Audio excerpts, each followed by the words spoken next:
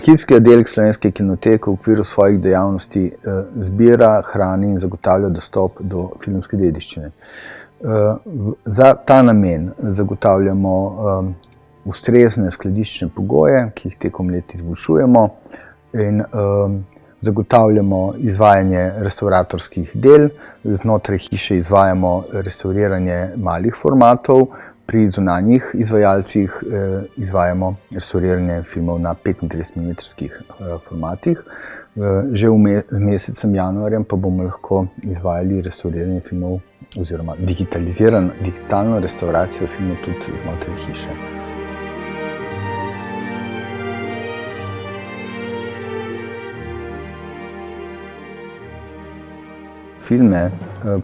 Filmsko gradivo pridobivamo strani ustvarjalcev filmskega gradiva, to so posamezniki, fizične osebe, določeni ustvarjalci v okviru kinoklubov, tisti fizične osebe, s pomočjo katerih ustvarjamo oziroma smo oblikovali zbirko domačega filma.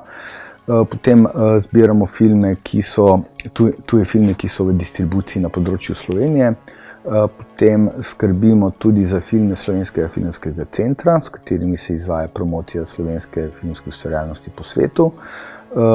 Filme pridobivamo s pomočjo oziroma na način darovanja strani dariteljev, potem s pomočjo nakupov, s pomočjo oziroma na način, da določeni ustvarjalci svoje filmsko gradivo pri nas samo dajo v depozit.